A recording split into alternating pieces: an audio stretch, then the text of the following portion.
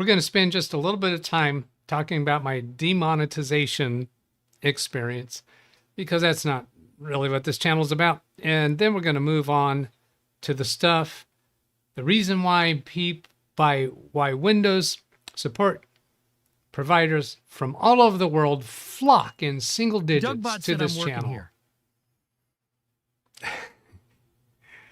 All right. Yeah. Demonetize. Whoopee. And hello, everybody.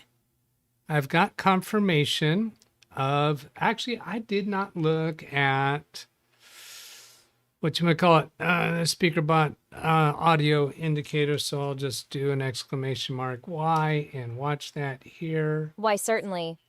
Yep, that worked. And I can actually hear it. Whoops, notified. Why, certainly.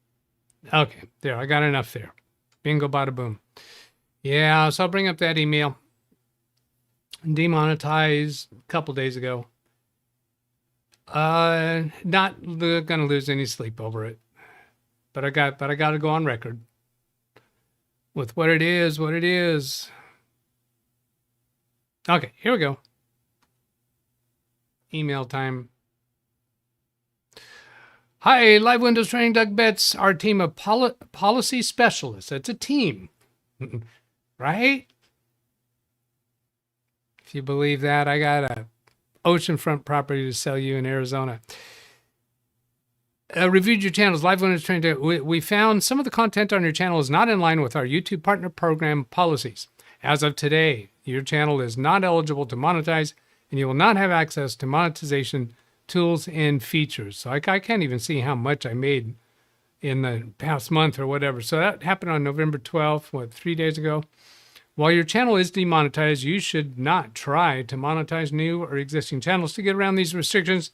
This includes any of your related channels to apply to YouTube Partner Program, or directing viewers to your other channels that may already be monetized. So I can't even tell you on this channel to go to my other channel, which is monetized, which I don't have another monetized channel. But if I did, I'm not allowed to tell you that. Doing so could lead to termination of all of your channels. So no, don't tell people to go to your other monetized channel. Oh, wow. Please go to your Earn page in Studio to read more. Now, when I first saw this Earn page, I thought that link was going to take me to a place to read more about this stuff. So I didn't go to it right away. Here's what you can do next. If you believe your channel was incorrectly suspended, you have the option to appeal within 21 days of suspension. Unless the suspension is overturned on appeal, any other channels you may operate are also at risk of suspension from YouTube Partner Program. So that means if your appeal is not successful, if you don't get that overturned, they can go demonetize any of your other channels as well. Just for this channel's problems. You can also reapply for YouTube Partner Program 90 days from channel suspension on the Earn page in the YouTube Studio program. This time period allows you to make changes to your channel to ensure it's in line with your policies. Now, at another place later on, they say, don't make any changes. Don't edit your videos. Don't make any deletions until we've, well, at least for the appeal. I'm not sure if that piece was for the 90-day period. But anyway, some of these things just don't make a lot of sense. Okay, I got to cut through this a little bit because I don't want to spend too much time. What this means, you can continue doing this stuff. You can get best practice ideas. There's no change. How do your videos will be promoted? Yeah, of course not, because they still make money off my videos, right? So no, they're going to still promote my videos.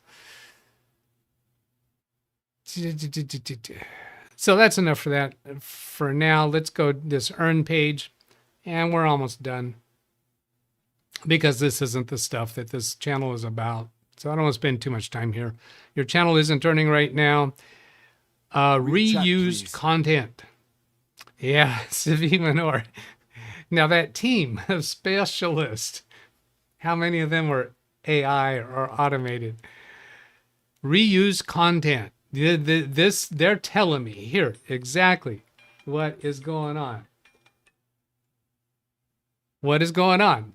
The reason I'm in trouble is because I'm reusing content. Content is not clearly an original creation of this channel and may have been repurposed from another channel.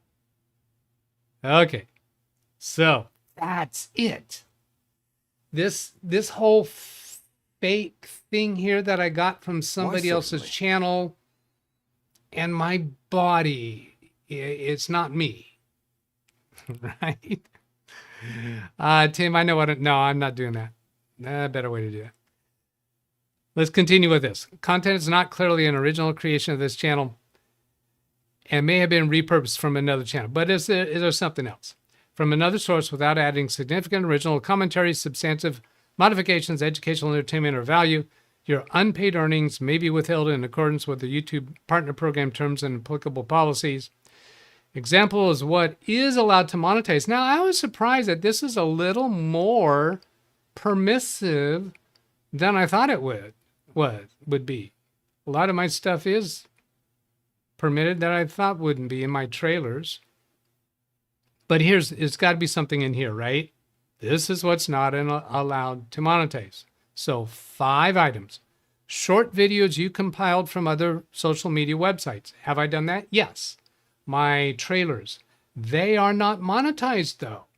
And when there's copyright issues involved, YouTube sends me a notification saying it's not a problem for your channel. You can still play that. But I don't monetize those. So the problem was with monetized videos. So I don't think that has to do with it. Collections of songs from different artists, even if you have their permissions. I don't have collections of songs. My theme song at the end, that's from that I paid for that. That's an original creation. So I don't see that anywhere. Clips of moments from your favorite show edited together with little or no narrative. On my trailers, yes, like the Cheers clip. Yeah, but that's not monetized. So that can be it. Content uploaded many times by the creators. Well, okay, my sign off at the end. I got the Fred Flintstone thing and the Porky Pig. That's all, folks. I think that's what I got there now. That's been uploaded many times by other creators. Is that what they're objecting to? Promotion of other people's content, even if you have their permission. Now this one I read this, I go, what? So every time that I have promoted Carrie Holzman's channel or Ken Stout's channel by mentioning them or any other channel, isn't that promoting them? I'm not allowed to do that. Not allowed to monetize doing that. Now I'm thinking maybe by promotion, what they mean is me actually playing some of their video as a way of promoting them. Now, I don't know. So here's the thing. These 2 items here, appeal by sending a video, and down here, edit your channel and reapply. If you think we made a mistake, yeah, submit an appeal telling us why. We'll review your appeal and get back to you with the decision within 14 days. Only choose this option if you haven't deleted any videos since your channel was suspended from monetizing. So it's important not to delete any videos. If you delete any videos, that's going to interfere with your appeal. If you don't successfully appeal your suspension for this channel, any other channels you operate are also at risk of suspension from YouTube. Must submit by December 3rd. Now, okay, that's by sending a video. And it can't be any more than 5 minutes long. I've read some of the other stuff. I'm not going to take you through all of that boring stuff. But I'll make a video just describing those things in a little more detail, what I just described to you. I think it's going to be kind of a nothing burger, that it's going to come back, because that seems to be what YouTube has been doing. I think they've been doing it for years. So anyway, read chat, please. That's about it for now on that subject. I just had to get on record with it. Not going to lose any sleep over it. In part because, I don't depend on it for my income like some people do. I don't mean to belittle it or to, minimize the impact that it is to some people. It's not a big impact on me. That last read chat, in other words, they don't want you to appeal, a bit like you're trying to appeal a parking charge of 100 reduced to 50. If appeal fails, the full charge 100 needs to be paid promptly. Yeah, maybe.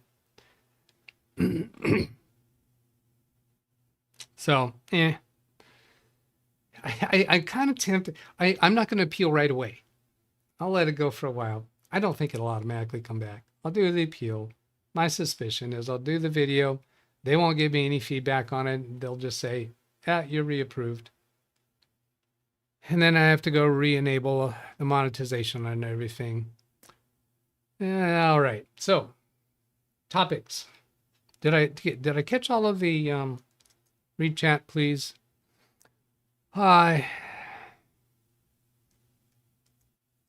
Go back and do find for exclamation mark C. Yeah, Zavine Menor's comment. YouTube stupid AI. Yeah, Martin Hogg. Okay, that's it. And I think I saw that Carrie's here, but I can't promote your channel, Carrie. And how are you not in trouble for promoting mine? Obviously, that's not it. Yeah, Carrie says it's your trailers and outros. Yeah, and it could be. The trailers are not monetized. And the outro, the music video part shouldn't be it. But anyway. And there was no warning. There was no warning. There were no, no strikes, nothing else. Just one day got that message, just like everyone else has reported. Okay, so topics. I guess start with that. Neighbor calls me when I'm getting into my car to come back home come home from a client's office.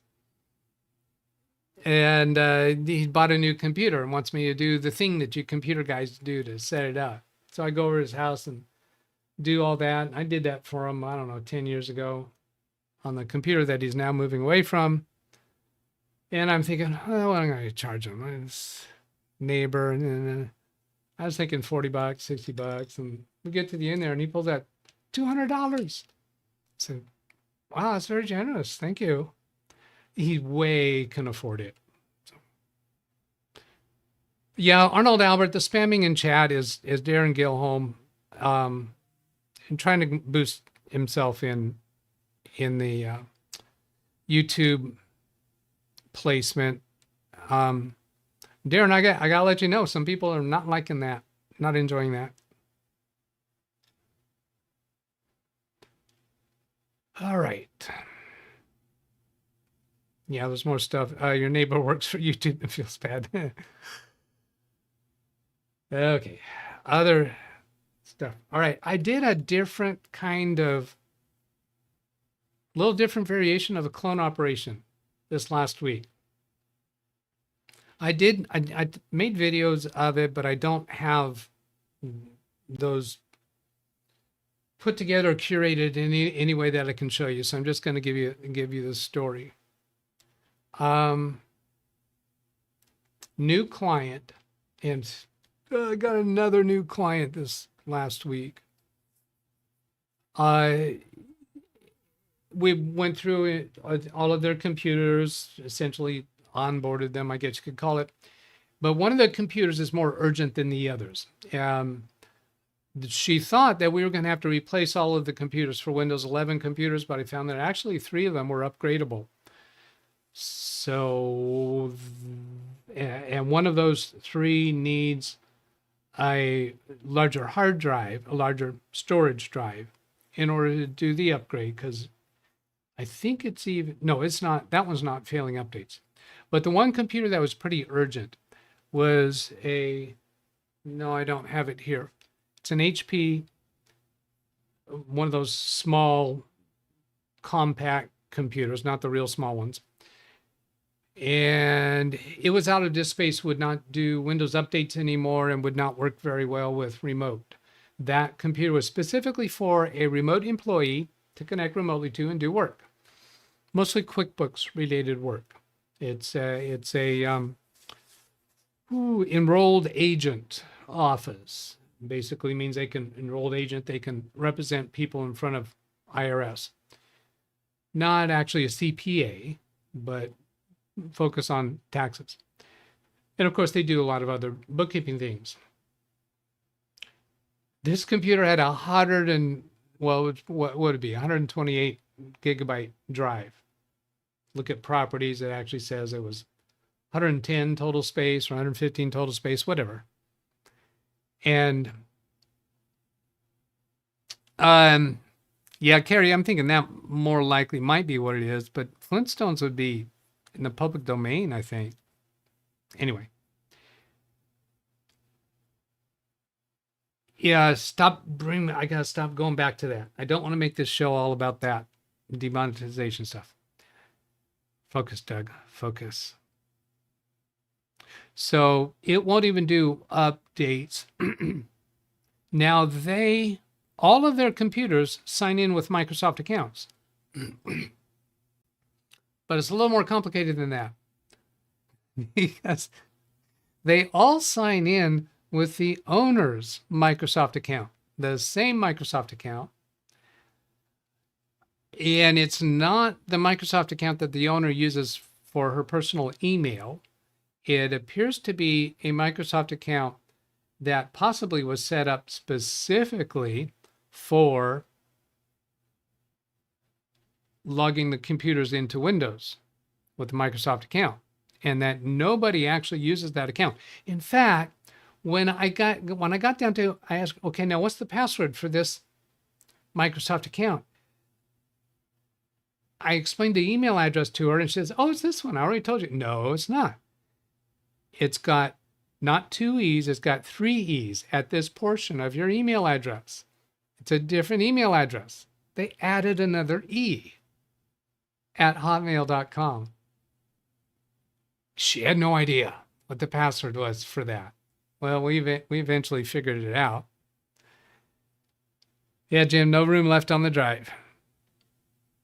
So this person working remotely can't work through that computer. So they've been connecting remotely to the reception desk computer, which was okay because they didn't have a receptionist.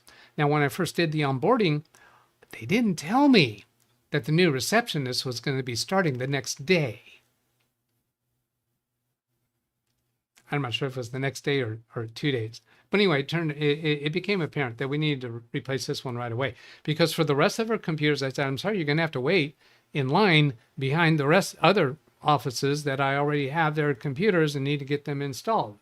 I can't really move you ahead for all of the others, but we can do the extended security updates for all of your computers because your Microsoft account is a Microsoft Family account. Microsoft Family or Microsoft Personal. Read chat, please. You can do the extended updates, but you cannot do it with a Microsoft for Business account. Jim says, a few years ago, I ran into a laptop that was at least 3 Windows 10 versions behind, only 40 megabytes of free space. Yeah, that's a kicker. Hello, Danielle. Feel like I haven't seen you for a while. I did not have much luck with separate Microsoft accounts. Microsoft would somehow decide they were not separate accounts. It was one account with an alias. Oh, that's interesting. Yeah.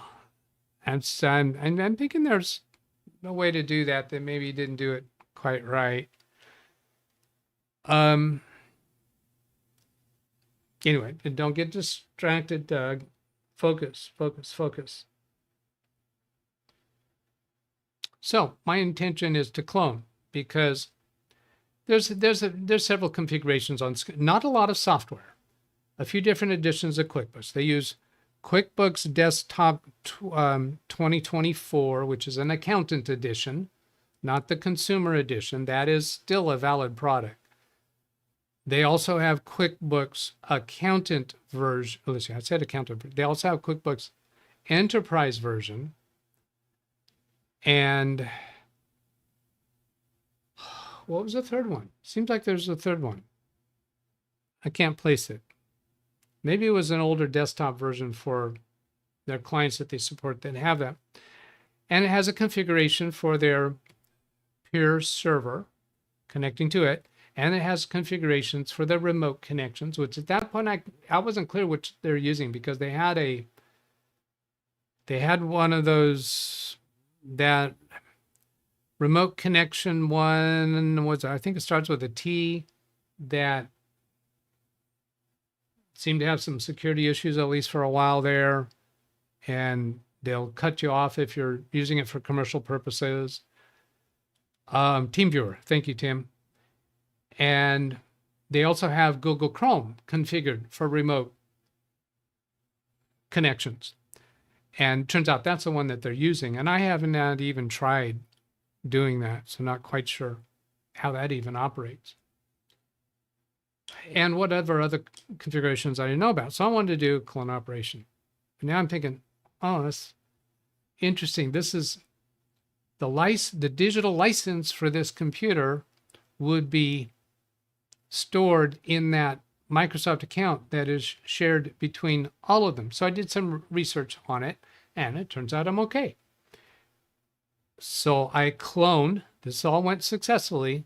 There was some glitchiness that I'll tell you about, but it all went successfully, cloning from the original computer. Remember, it was not current on updates. So I restored that clone to the new computer, and it's behind on the Windows 10 updates. And I'm thinking, well, I think I want to bring it up to speed on Windows 10 updates before upgrading to Windows 11. So I did that. That worked. You see me with my eyes darting around a little bit, trying to be sure that I'm accurate about this. Yeah, that worked. Came all up to date. Next. Still signing into Windows with the Microsoft account on the new computer. Oh, my research said I do not need to change the SID because the Microsoft account does not reference the SID when it's storing that information. And the new cloned computers, the Microsoft account will recognize that computer. So it's now that digital license for Windows isn't expected to activate, but that's okay because B-Link already has activated licenses for that computer, for that hardware. But signing into Windows, that designation in the Windows account, in the Microsoft account, is by the computer name and content in the registry. And so that worked fine. Don't need to change the SID because the old computer is not going to be on the network anymore. It won't be connected to the internet anymore. It's e-waste. So what next? Okay, the source computer was Windows 10 Home. The B-Link computers are now coming in with Windows 11 Home. Used to be Windows 11 Pro. B-Link will provide Pro codes, but it turns out you don't even need that. If you use the code, the temporary code that Microsoft provides to upgrade from Home to Pro, that'll upgrade it. And then the B-Link computers already apparently have digital activation capability for the Pro edition because it's instantly automatically activated without having to put in the new license, the new key codes that they gave me. All right. So perform the upgrade to Windows 11 using the method that I have a video on my channel about. Not a big deal. It doesn't take really all that long.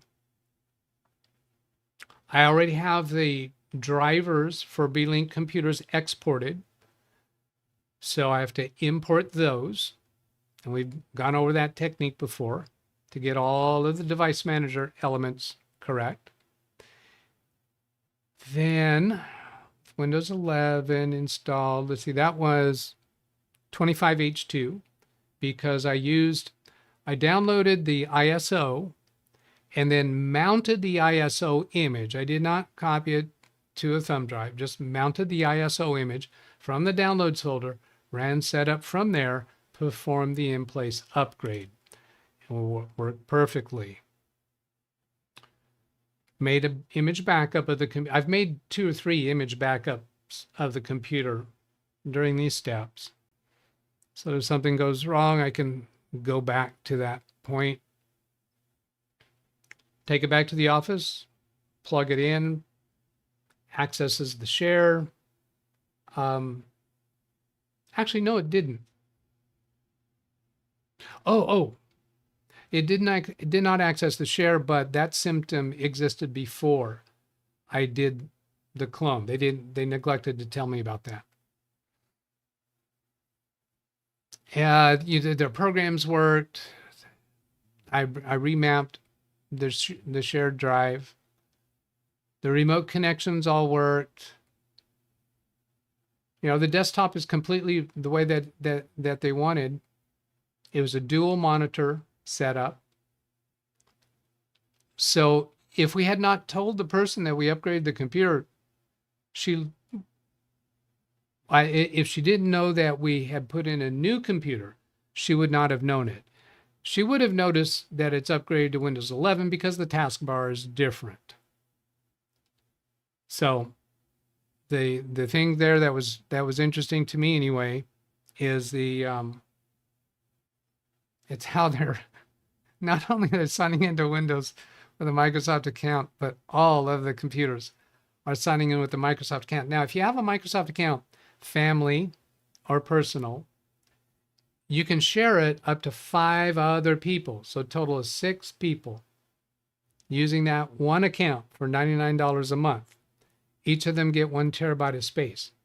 Each of those people can install it on up to 5 other devices. So I believe that's going to be 6 computers. And then I think phones are additional, or tablets are additional too. A little vague on that. So anyway, they were not sharing it to other people because it was the same email address on each of the computers.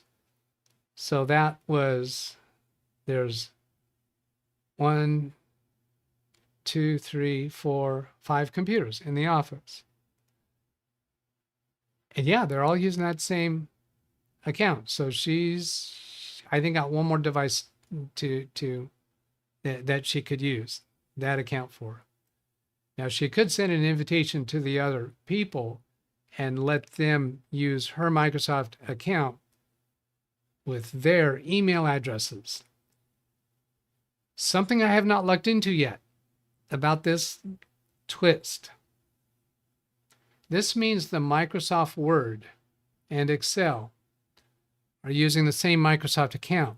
So their recently opened files list should be shared across all of them.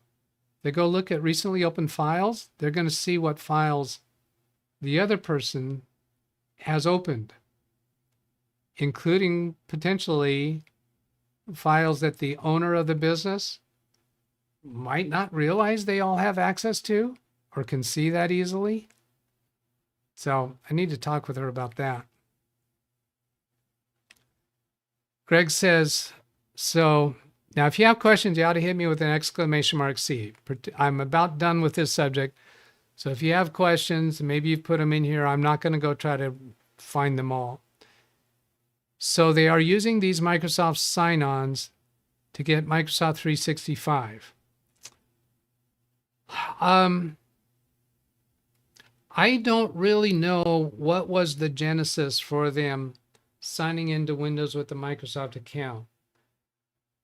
I would not be at all surprised if it's because whoever set the computers up for them in the past was prompted for a Microsoft account on Windows 10, and they just went ahead and set up a Microsoft account, not knowing that they could get around that. 3 of these computers are custom-built computers. During COVID, they needed new computers. And the owner described to me how she reached out to this person who, I don't know what level of working in the field they were doing, but it kind of sounded like she told this person about their problem, and this person and a friend went out to a local store,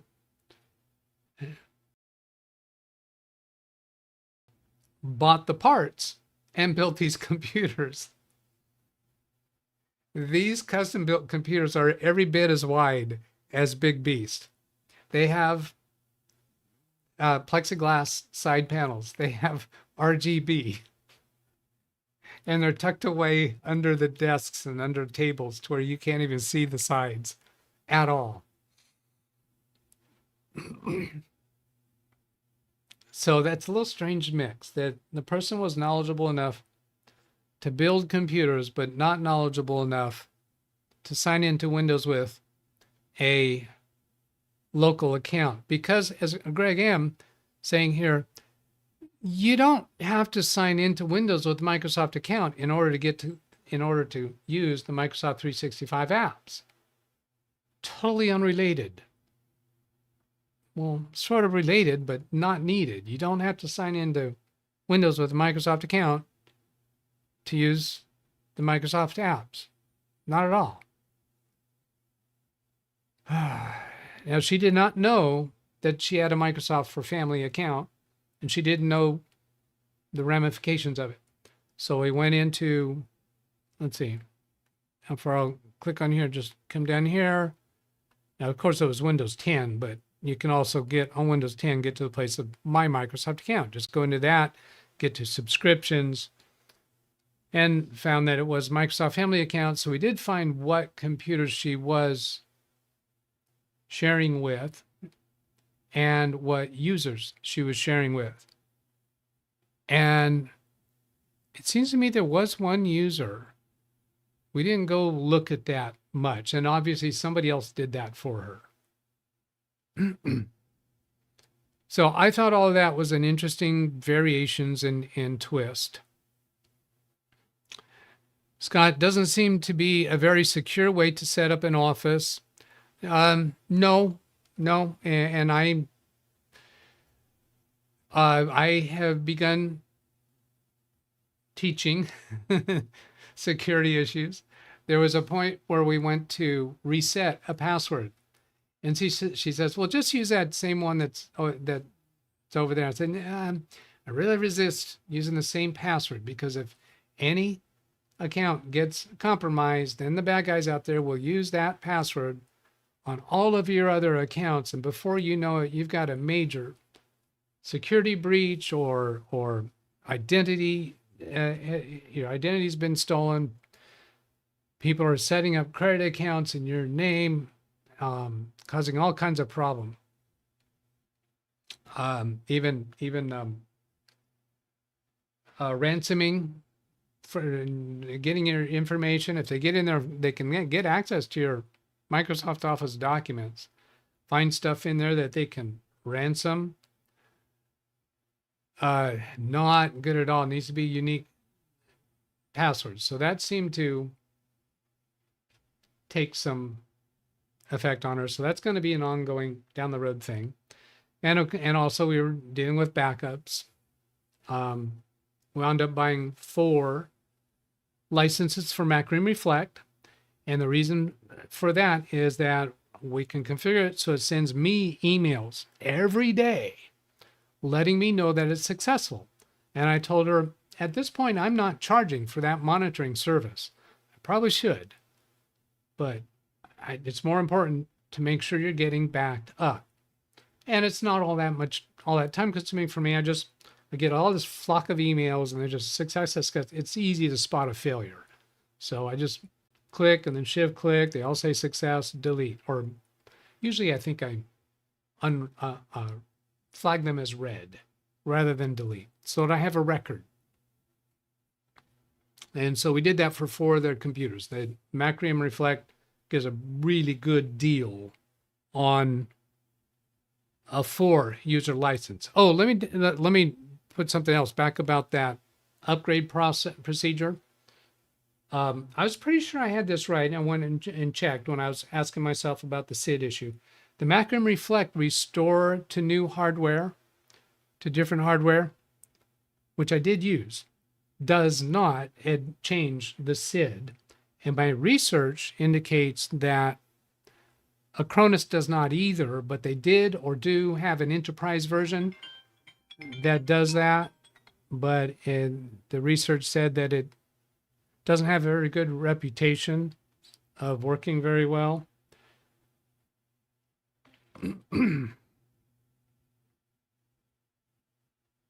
Make a quick reply to this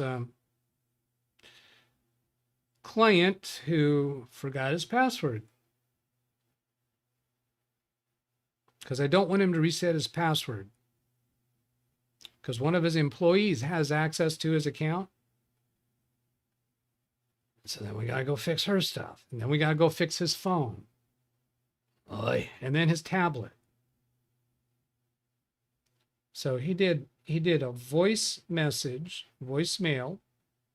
Now this is me giving my tips as a computer support provider, giving prompt responses to clients however you can.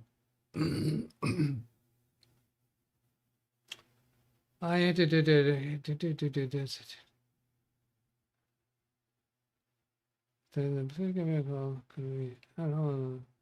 Okay, got it. And so now I understand his voice message, and I'll reply.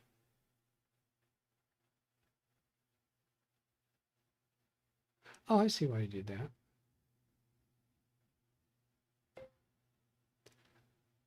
It's going to be about 1:30 before I can get to that, but I'll take care of it. Okay. Now, to be sure I don't forget that.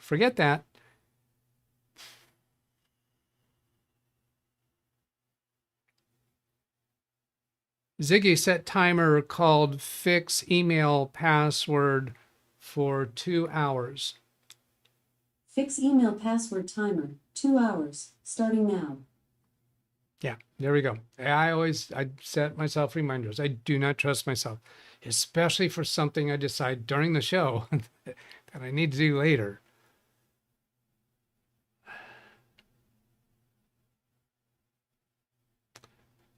All right.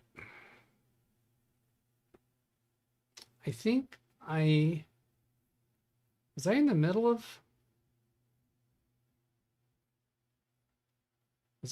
of describing something that I just zoned out? I feel like I probably finished that bit.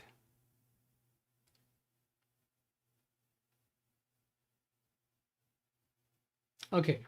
Read chat, please. Zavi Manor question. Oh, yeah. Why you set Macrim Reflect to send an email on the backup, even if it was a success one, and not when it was only failed? I have considered doing that. The problem, the objection that I have for doing it with only failed is that sometimes something can go wrong that might prevent Macrim Reflect from even trying to run, or might prevent it from being able to send an email. So if I notice that I'm not getting emails at all from somebody, then that raises a red flag. That was a thought process that I went through. And in order to really have confidence in that, I need to be keeping track of how many success messages I have, so that I can recognize that, one's missing. And then I change the actual content of the message so that it very quickly lets me know what office it was, what computer it was, and what happened.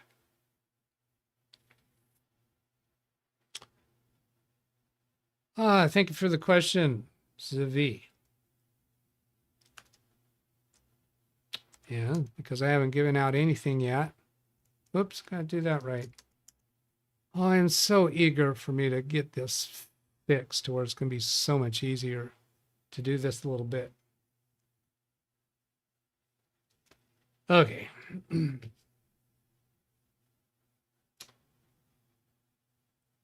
There are just so many stories. And now I'm drawing them. Oh, I know. Emails. And if there's any questions, then remember, high priority. If anyone's having issues with their computers currently, that's like way up there, high priorities. Well, hello to you too. But you got to give me an exclamation mark C. If you see somebody asking about or telling about a problem they have, and they didn't do the exclamation mark C, please do it for them and guide me to their comment with their name and a timestamp. The best way to do it. Okay. Sam Lazar comes in with a question.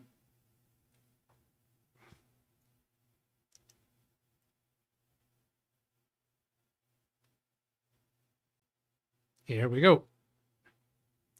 I have a client with an ARM-based Windows 11 laptop who called yesterday, which is Friday, so this came in 10 hours ago, concerned about a potential virus. He's specifically looking for a paid antivirus solution that's compatible with his system.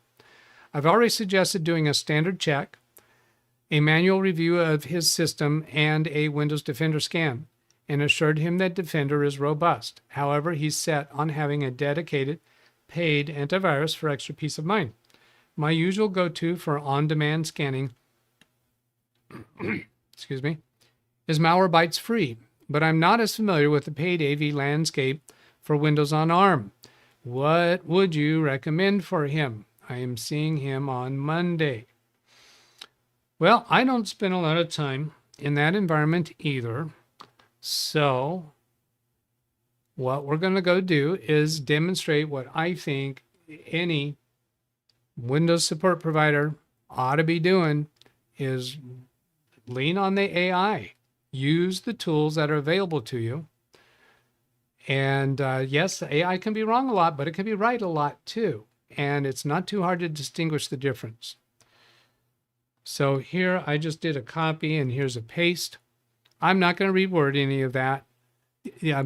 Okay. Here's a little story on AI. This morning, I bought the ingredients and pulled out a slow cooker. I didn't even know I had a slow cooker. Pulled it out. So I want to do the slow cooker. I put a bunch of some ingredients next to the slow cooker itself. Instead of asking Copilot, instead of telling it what I have, I just took a single picture with all of that in the frame and pasted that onto this prompt and just hit enter. And it took me through how to prepare the roast with all of that. So many neat tricks with the AIs. So, okay, Smart GPT-5, I always like to use that. I'm not sure what causes this to go back to the default. Sometimes it goes back to that default. It seems like it sticks on Smart GPT-5, at least for the current Windows session. Restarting might change it, but I just restarted Big Beast before showtime, so I don't know.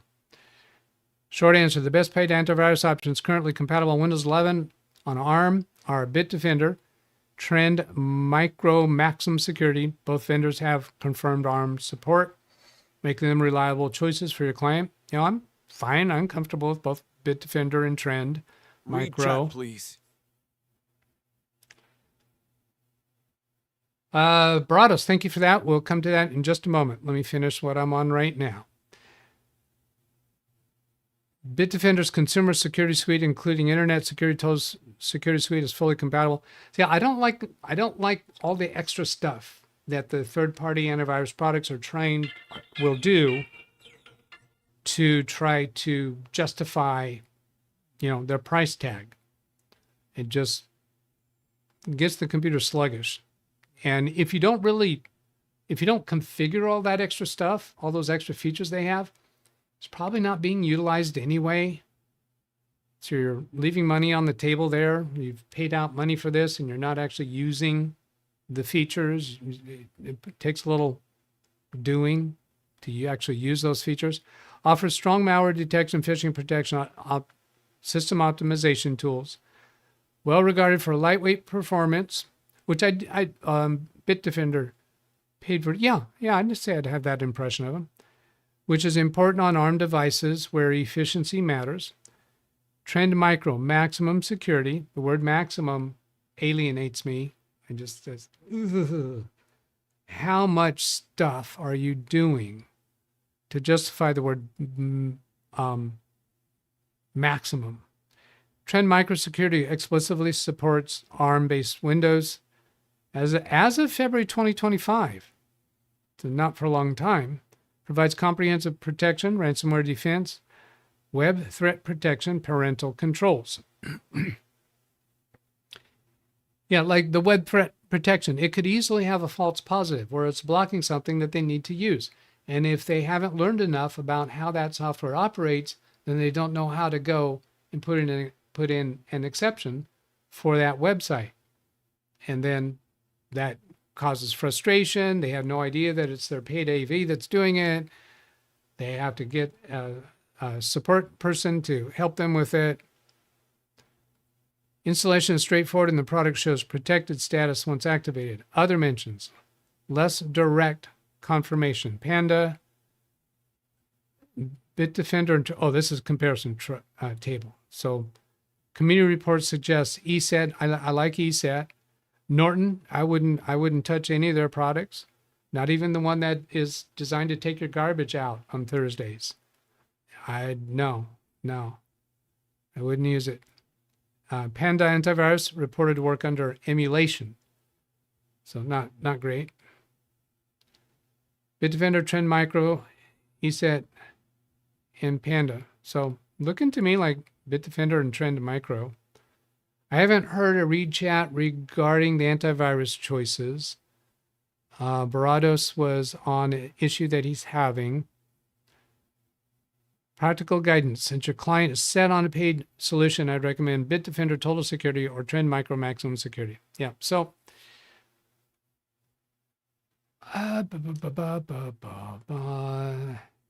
Sam, you can take that from there and run with it and let us know how that goes. Now, let's go see about this read chat from Barados.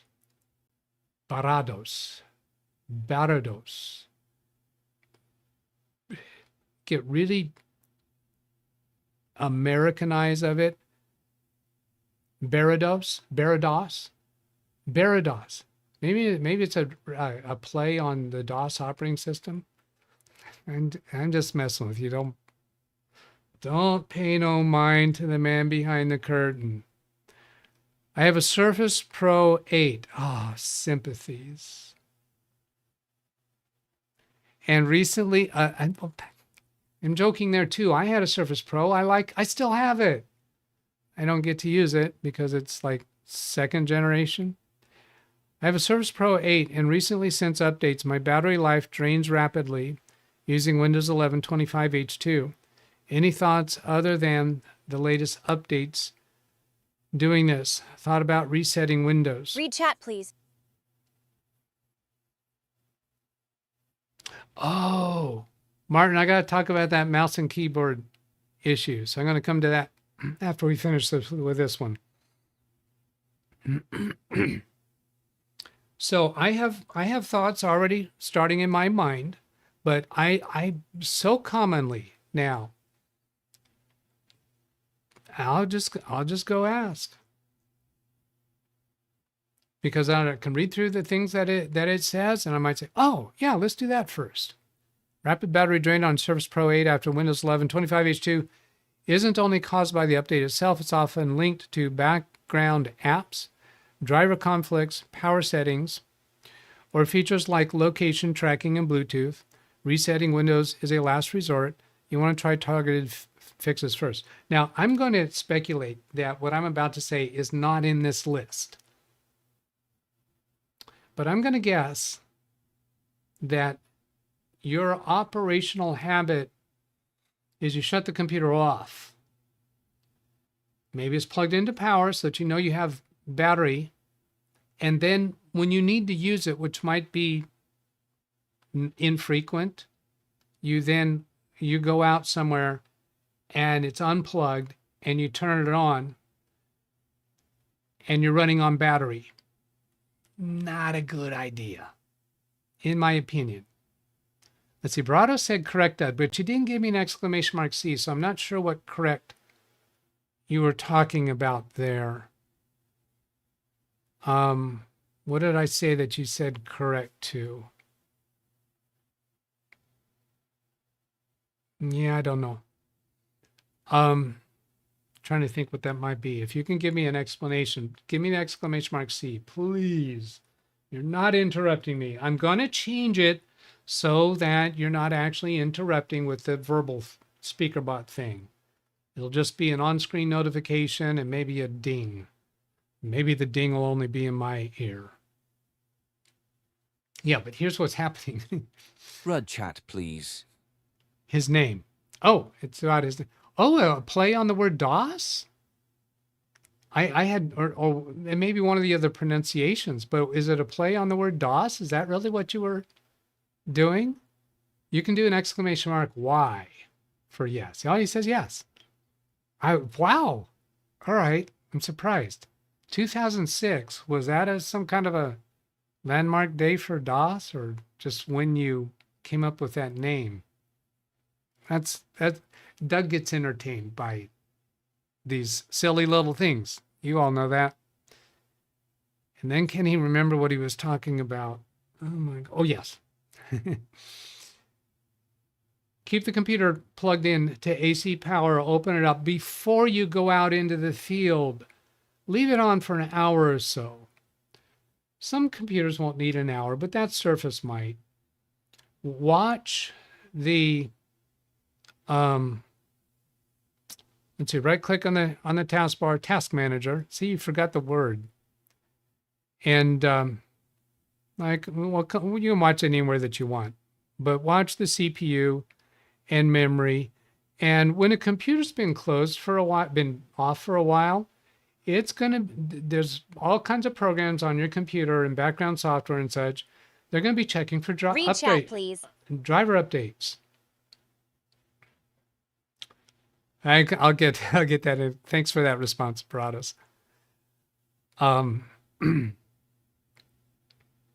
Yeah, because the computer is going to be eating up a lot of battery while it's doing those updates. And especially if it's doing those updates through Wi-Fi, let's see, mobile Wi-Fi. No, it's not going to be any different. Unless you actually have like a cellular Wi-Fi.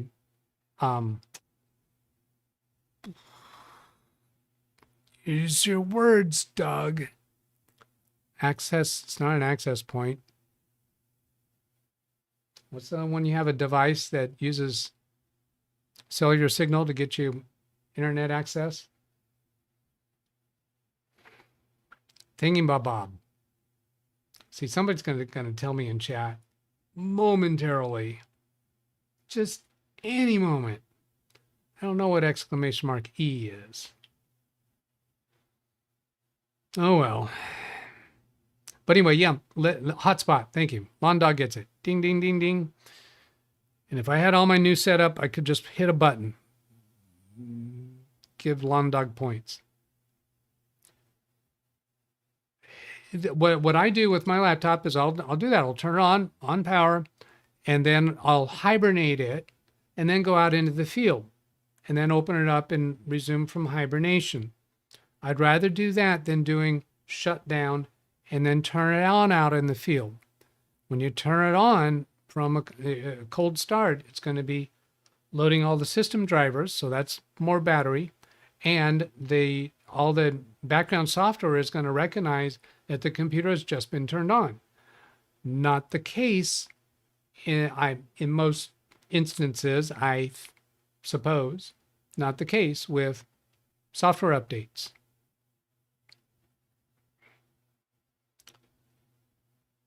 So Windows 11 25H2, I expect is maybe doing more of those updates, and those updates might be, draining the battery more.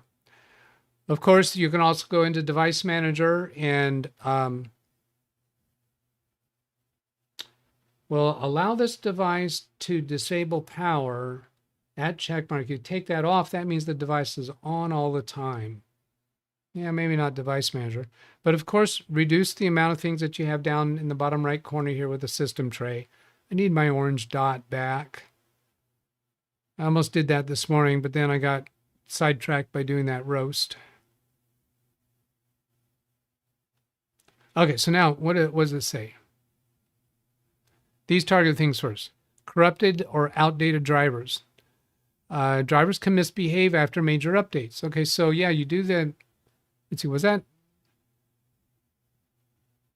Windows 11 25H2 update? So it was already Windows 11. The service were recently since updates. So previously with Windows 11 24H2, it was not draining the battery as much. Now, what I understand about 25H2 is it is mostly an enablement update. It enables some features that were already present from previous updates that were not yet activated. And that most of what 25H2 did was turn those on. So that means more stuff perhaps running in the background. So check your startup programs. They do say that down here. So your startup programs, right click on the taskbar, go to Task Manager, then come down here to this speedometer looking thing. And then look for the things that are enabled in here. If you don't recognize them, or you do recognize them and don't need them, try disabling them. If you do not recognize them and you disable them, then pay attention. If anything is broken afterwards, then you might need to go back and re-enable that. Or you could go search it. So you can right click here and then search online to find information about any of these items. How good that search is and how relevant the information you find, it varies. If you already have a mix of enabled and disabled things, you can click on the status column heading to sort them by this column. So now you can just look at the enabled things. Don't bother looking at these things. If you're about to experiment by disabling some things, I suggest taking a picture of this screen while it's sorted by the status column so that you can easily go back and re-enable things later if you want to. You could just go disable everything and then see how your battery does.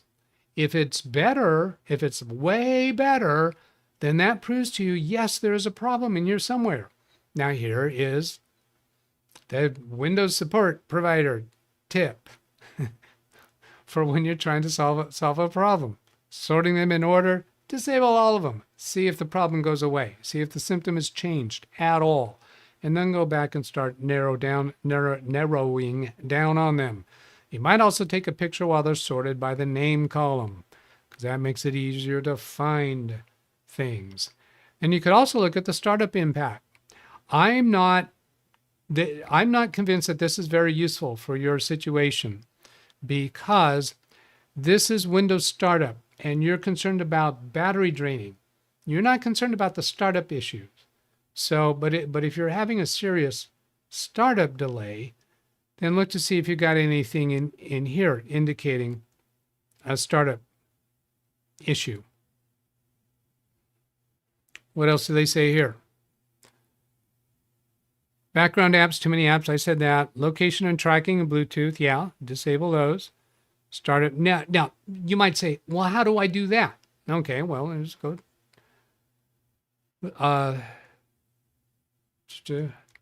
Location tracking.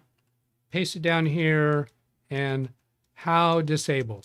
You don't have to use your words as well with an AI than you have to do with a Doug. When you're typing text to a Doug, you got to be more descriptive. But AI can figure it out. Read chat, please. Good point. Jim says Windows will often reinstall features during major updates or reactivate features. So yeah, if you turn things off, you might have to go turn them off again. Startup programs, I talked about that. Screen brightness, absolutely, and refresh rate. So how many of you, when I first asked the question, thought of that? How many of you actually thought of all of these things before I displayed it with the AI? I'm trying to convince you, if you're not using AI, you are handicapping yourself. You're going out to work on computers ill-equipped. After updates, I don't care how long you've been doing this work. After update, my opinion, after updates, Windows often reindexes files and runs background diagnostics, which can temporarily spike battery usage. So that's why after doing a Windows update, leave the computer on overnight. There may be things taking a long time. Steps to improve battery life. Check battery usage per app. How many of you thought of that one? Enable battery saver mode. Adjust display settings. I can't take the time right now to go through all of these. Disable unnecessary radios. If you're not using Bluetooth, disable it. Manage startup apps. Update drivers via the Surface app. Apply energy recommendations. Setting system power energy recommendations. Okay. The computer will recommend them itself.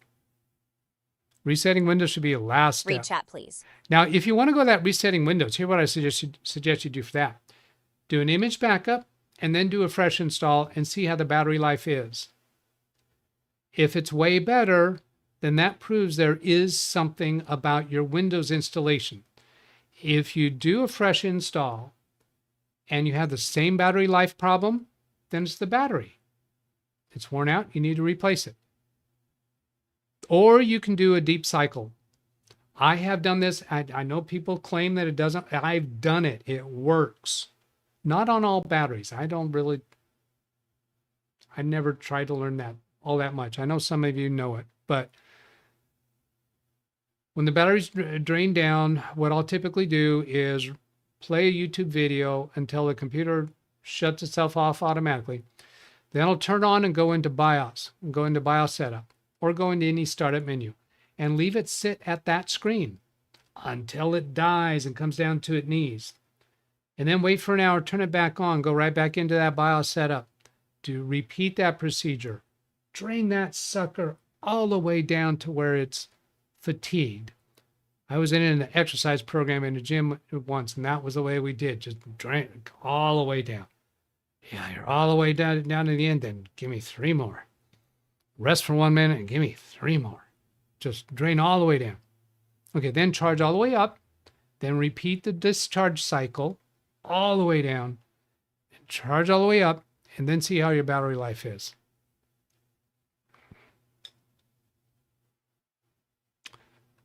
Summary recommendation from the AI. Start with driver updates, battery usage analysis.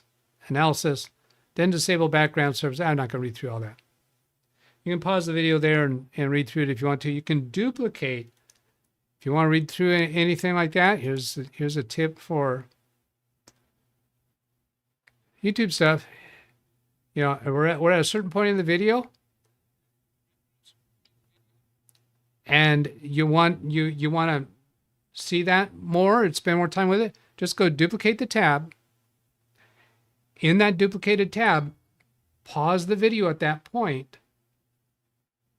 They've made some kind of change here. Usually it's, pause the video at that point and then come back to the live video and continue watching.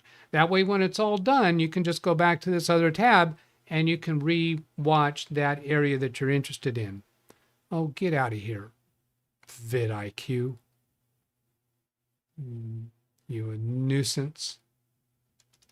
Okay, so that's enough of that. There was another question in here somewhere.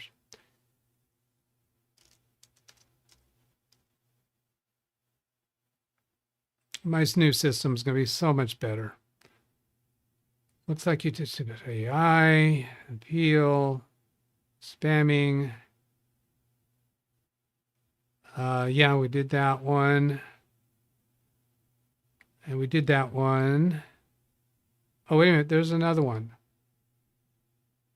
Oh, I think the other one I'm trying to find did not do an exclamation mark C. I think it was Barados. I got to find out how you want me to, how that, not how you want me to, I want to know the intended pronunciation. Barados? Is that yes or no? Barados. Barados. Like Bearados. Barados. Is that how? Barados. I think somebody said something else that I said I would come back to. But they didn't do an exclamation mark C. I said I was going to come back to, said I came up with that name in 1985, but in 2006, someone pinched my name and I added 2006. Okay, so somebody else took Read on the chat, name please. Barados. So you created your channel Barados 2006. Pinch my name. I think that means that somebody else took it. All right, Jim. Points coming to Jim. My LOL button. Ding in his head. Not going there. Jim had to come back for he had something that he was so tempted to say, and then he decided no, he's not going to.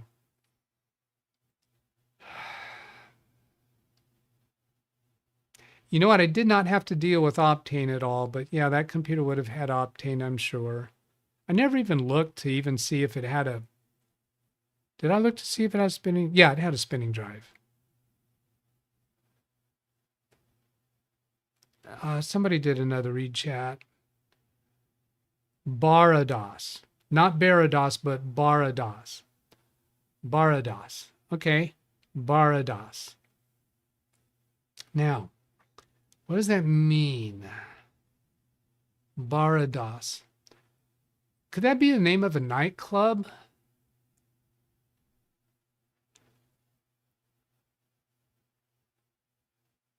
Barados. Let's see, that letter A in Spanish, isn't that like of? The bar of dos? Barados. Barados as in no, it's bar it. Don't let it come here. I know I spent too much time on that little Duggan entertainment. Read chat, please. Barados. Read chat, please. Windows update causing keyboard and mouse trouble for Martin Hall. That's it. Exactly. Scott. Awesome, Scott. You're going to get, it took a while for that to come, but I'm going to get you 1,000 pointer-roonies. Pointer-roonies? Really? From Martin Hogg. Keyboard and mouse trouble. So I'm going to take that. It would have even been more helpful to give me a time. Keyboard. There's only 2 occurrences. That's his. And then 2 here. Martin. Oh, but it was an exclamation mark C. Why didn't I find that when I went back and looked for exclamation mark C's? I accused him of not using an exclamation mark C, and he did. All right. What's my name right now? LWT, isn't it? Yeah, LWT. So minus 1,000 points to me for not finding Martin Hogg's comment. Has anyone else had a problem of losing mouse and keyboard function after update to Windows 11 25H2? I'm going to guess that has to do with the specific computer that you're using, or a customizable mouse and keyboard that you're using. So while you're getting your head together to put something together with that, let me tell you my keyboard story. That same client, the new client onboarding, her computer, the owner's computer, when I go to type in her password, it involves the number 2. Now, if you can guess the rest of her password from that much of a clue, then I deserve to be demonetized. So I go to type the 2 and I get the @ symbol. Oh, there's a stuck key. So, but wait a minute, all the other keys aren't giving me something different. So I mess around with the keys. I'm not getting it. And then she notices. Read chat, please. She says, oh, yeah. Let's see. Mouse without borders is an issue with the update. Okay, that makes sense. Yeah, any specialty things that you're doing with keyboard or mouse. When you do an update, if it's broken, go look at that for that specialty software, find an update for it. Wanduk says he guesses the password. You got a chuckle out of me, didn't you? I said, if you can guess her password from that much of a clue, Wanduk guesses 13456. A better guess would have been 123456, right? Because I said it involves the 2. But still, you got the chuckle from me, Wanduk. Okay. I guess those are other guesses. So her keyboard, every time I press the 2, I get the add symbol. If I press the function, the FN key, then I get the number 2. Shift key does not give me the number 2. Here's the FN key, which on her keyboard was to the right of the spacebar. It's got all these lights on it, so it's a custom keyboard. After I spent a little bit of time with AI's guidance, Red chat, please. looking for a way. Well, absolutely. Points for Mouse Without Borders, John. Thanks for asking. And extra points just for asking. I appreciate when you ask. So let's get 1,000 points. I think that was actually a 500 point item.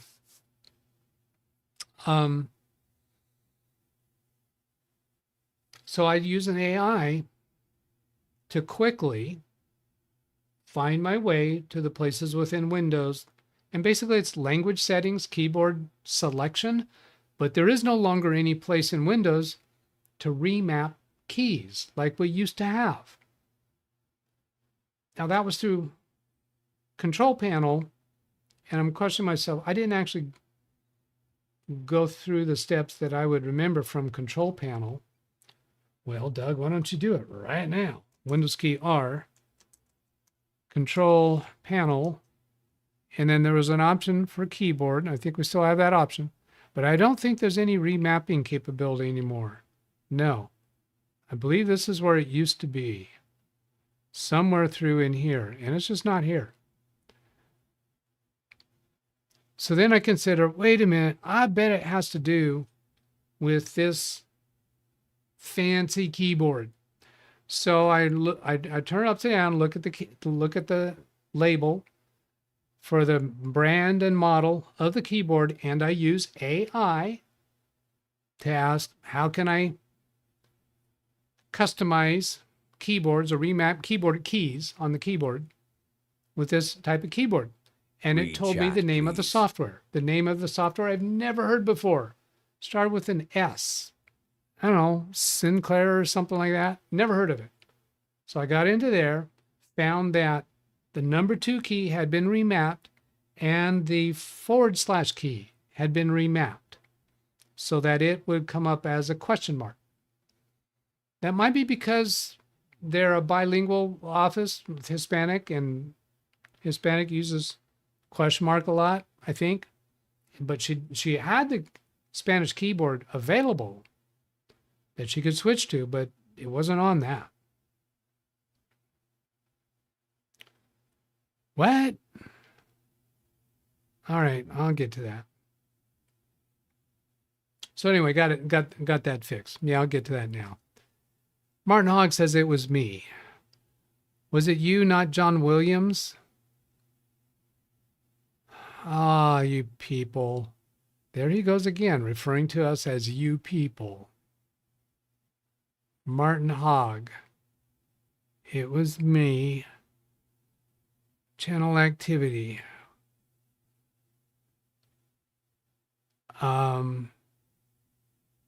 It was me.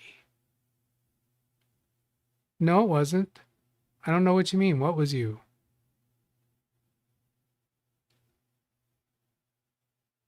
The points that I just awarded for John Williams. That was for his thing. Oh, you people are messing with me. See, I think, wasn't it? Oh, they do. For if you're new around here, just know these people that just will mess with me every chance they get. Points for Mouse Without Borders. Yeah, that was John Williams saying that. That's what I was giving points for. I don't know what you're saying. It was me. And you did it with an exclamation mark C. Read chat, please. John Williams. Yeah, John, I see that. It was you. Points Without Borders. What does Martin Hogg laying claim to? It was his. The keyboard issue was his. Oh, I haven't given points for that, have I?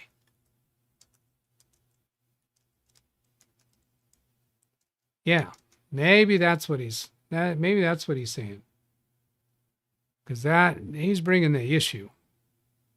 And you know what? I was about to give him points for pointing out demerits for overuse of the word point.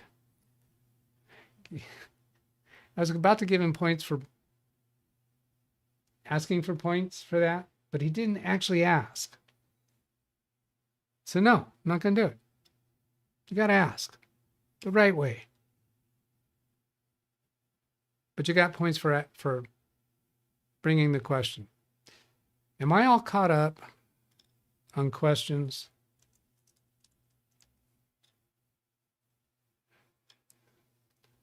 There are 15 read chats. Let's start from the bottom.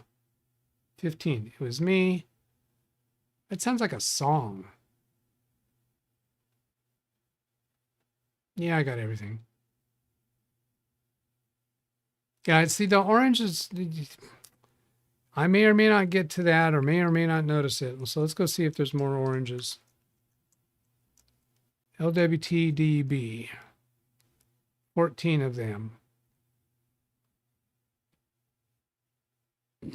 John Williams says, it's for those who don't know how to speak English. Somebody's trying to trigger me. Jim says, I didn't quite get, that's not a real chuckle. I don't know what you're referring to. Good, Dougie. Oh, Sam Lazar. I will go down the Bitdefender path. Why didn't I? 1201. That was a while ago.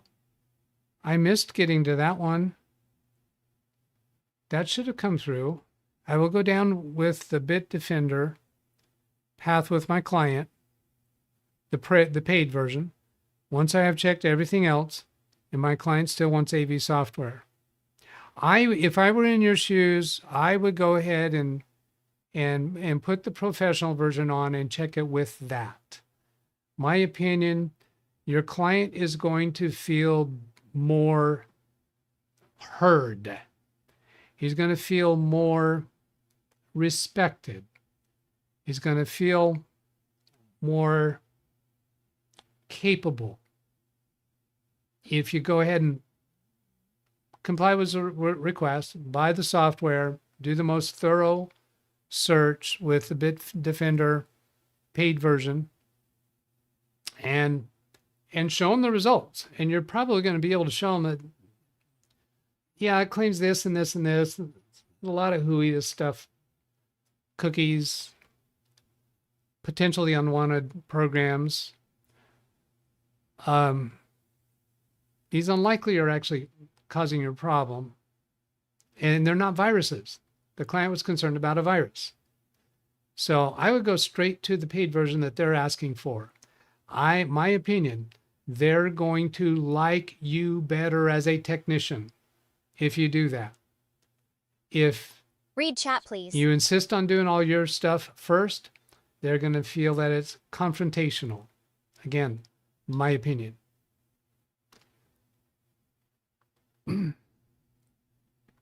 Sam responds with, I would check first without, then with Bitdefender. Now, in what you're actually doing there is demonstrating to yourself and to him that the paid version of Bitdefender is not finding anything virus that Windows Defender failed to find.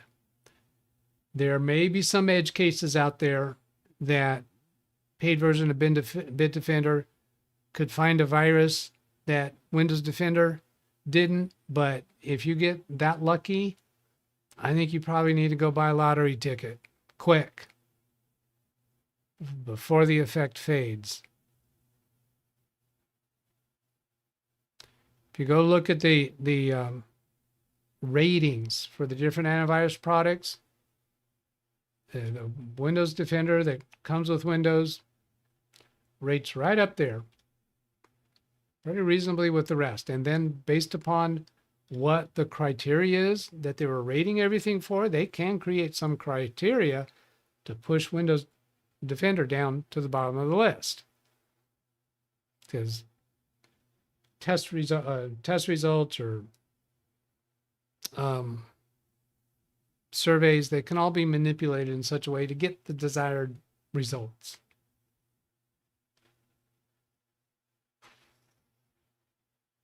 I think I'm up to date.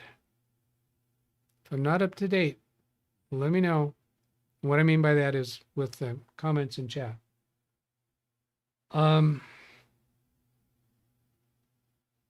37 minutes and change.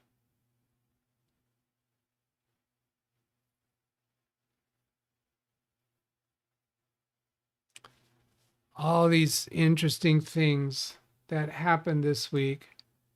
And now I'm struggling to remember.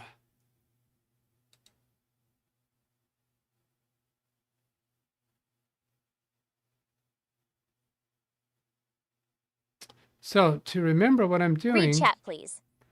is going to my weekly timesheet in QuickBooks Online, and I'm sure some things will come to mind there. That last read chat. Sam Lazar, I have some clients who use Norton, and when I tell them to get rid of it, they say no and state why. Now, I don't know if you characterized the conversation accurately. Read chat, please. Tell them to get rid of it sounds pretty blunt, pretty confrontational, pretty arrogant. What I would be doing there is taking the approach of, I'm not a big fan of Norton, and the reason is because it's doing all this stuff in the background. Here, I can show you a little clue of it, and I can go show them in Task Manager. I don't know offhand where you're going to see this extra stuff that they're doing in the background. Slows the computer down. Maybe show them a screen of evaluations of the different systems. Show them all these features that Norton has that they haven't actually implemented. So if you want to use Norton, well, let's implement this other stuff and really get the usage of it, because you're paying for it and not really getting the utilization. So give them the reasoning of how it is hindering their ability to work efficiently, rather than just tell them to get rid of it. That's just far too blunt. They're going to like you less. They're going to respect you less if that's the way you're actually doing it. I'm not giving you a chuckle for that, Ken Stout. No. Martin, you said someone else had a question that you were going to address. That's a little too vague. I think I got back to the ones that I said were there. That's too vague. What am I going to do with that? I did get back to some things that I handled that way. This is when the client has performance issues. Yeah, so you're telling them to get rid of it, but again, take a look, give some more words. Use your words. Use some reasoning. Lead them to a point to where they make the clever decision to ask you to get rid of it. Let it be their decision. They will respect you more. They will like you more. They will be more loyal to you. They will refer more people to you.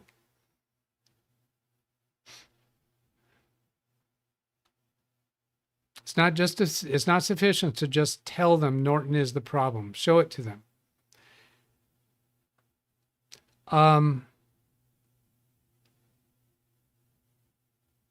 The customer is always right. No, absolutely not. But don't let them know that. The customer's not always right, but when they say something that you know is wrong or you think is wrong, don't confront them with that right away. Don't hit them with that now. Leak it out in dribbles. And what I find is I'll get to a point where my client says, well, hey, what about such and such and so and so? And they're actually putting two and two together from things that I've said. And they ask about something. I said, well, yeah, that's worth considering. And they wind up thinking that it's they that have discovered the better way to go about it. I never just say you're wrong or no, we should go this way. There are some clients that are so completely resigned to whatever I say that I can do that and shortcut the time. But I'm not going to say the customer is always right, but I will let them think that and then cleverly lead them around to something that will work better for their needs. Gaining customer loyalty, client loyalty, and getting them to refer business to you. If they have experienced confrontations with you where you've told them no or resisted them on things, do you think they're going to feel eager to refer you to someone else and then be nervous that that person's going to have that same negative experience? But if they find that you are often complimenting them, saying, yeah, you're right, that's a good thing for us to look at, and you're making them feel better about their capabilities with the computer, they say, oh, I'm so sorry, I don't know how to do this better. So, oh, that's not your job, it's my job. You know what you do, and you can tell me what you need, and that way we can really get this working better for you. That is a better sense, a better feeling for them, a better customer experience. Read chat, please. A better out-of-box experience.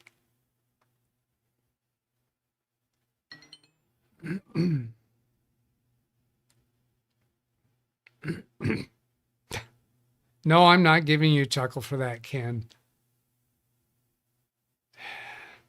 Doug, I said it was me in response to your comment that you forgot who you promised to get back to with their question. Oh, okay. And I did get back to it. So, you were trying, oh, okay. Read chat, please. That was like 3 things that I didn't understand what you're trying to say because you're speaking in broken English. It was me. And then in a separate thing, you said someone else had a question. He was trying to explain that. And then, Doug, I said it was me in response to your comment that you forgot who you promised to get back to with their question. Yeah, see, that's broken English because it's like in all these separate comments. But you did stick with it, and you did resolve my curiosity. So I'm not going to be laying awake in bed trying to figure out what in the world was he on about. So let's throw you another 1,000 points for sticking with it and helping me understand. That last read chat, Jim, and this is why I don't have my own business. My mouth has no filter. You know what? Jim did not intend that as to get a chuckle out of me, but boy, he did. Yeah, chuckle points for that.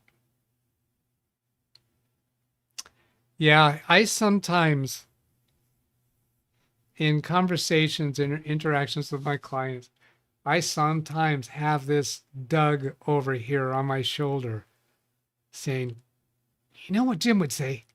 You know what Jim would say? And it gives me the words. This is what Jim would say. Say this. Say this.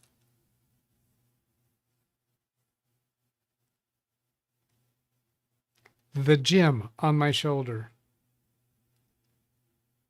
I am sorry, Ken. I cannot do that. All right, Dave.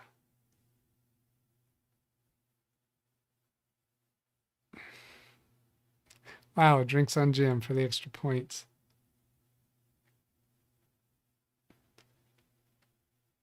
Okay, all right. I'll take a glance over here. Let's just look. I guess if I scroll all the way down, I get to my most recent time slip. Oh, okay. The computer that I described that I did the last time slip. Okay, I didn't have to go looking far for something else of interest to tell about. But the story about the computer, that I took the old computer to the new computer, image backup, restore Windows 10 home, upgrade to Windows 11 home, upgrade to Windows 11 Pro. Get it back installed so they can remotely connect that computer. I left out a little piece, and I actually lied a little bit during the story, and I intentionally chose to lie at that point because I wanted to keep that story kind of contained. And I had it in my mind that I would tell you the rest of the story later.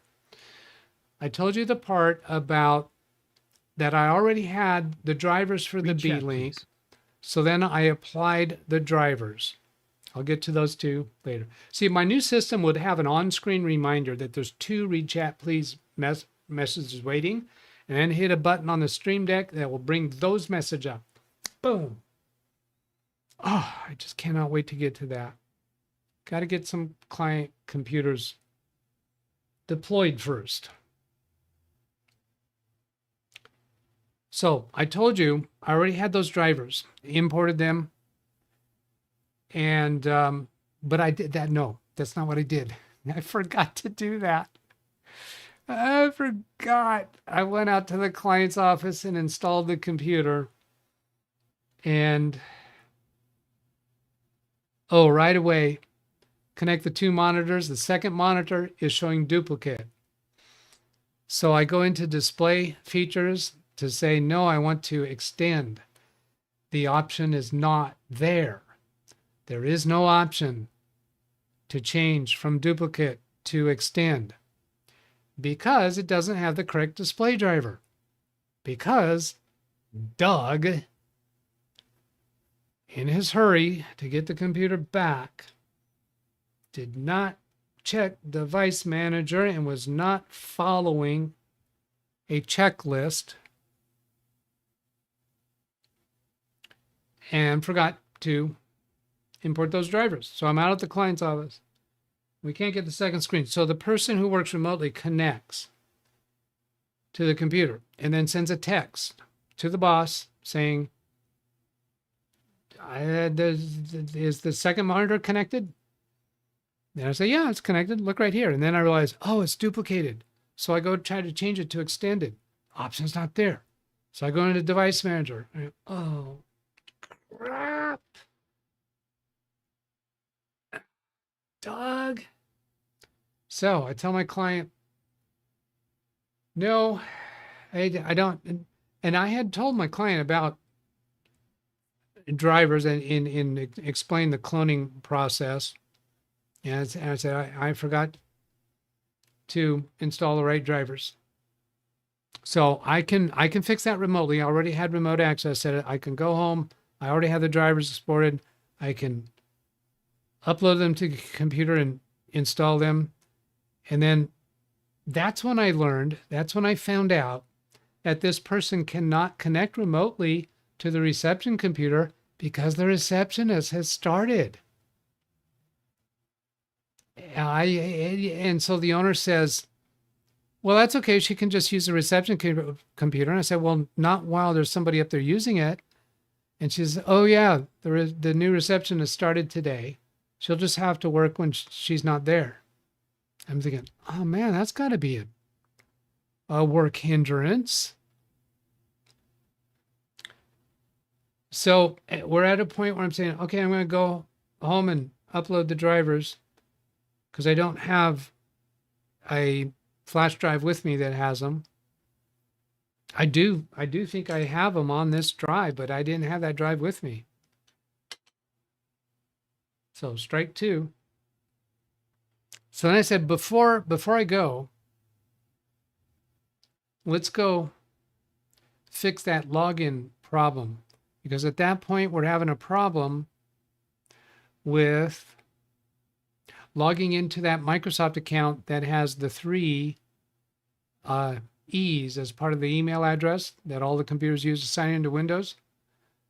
They're all signing in with a PIN. They don't know the password. So we were having some difficulty getting that fixed. So I said, well, let's just fix that.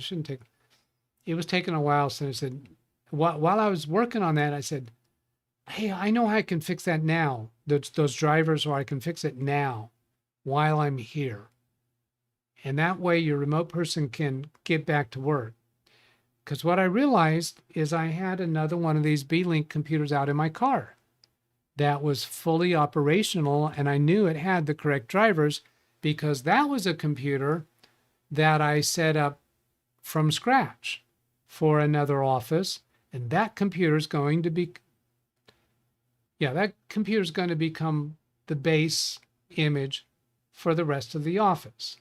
But I know it has all the drivers because I didn't do a clone on it. So I go out and get that, and I plug it in, shut down their new computer, plug in this other one, export the drivers. Takes so long. Oh my gosh, how slow can grass grow? It's taking a really long time. I was exporting them to a thumb drive that they had sitting on the desk. I have no idea what the speed capabilities of that flash drive. Once it finishes, I upload those to the new computer from that flash drive. Still takes a long time, not quite as bad as the export.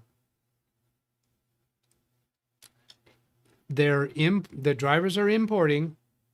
The owner tells me she's got to leave for a while. And I say, okay, I may or may not still be here when you get back.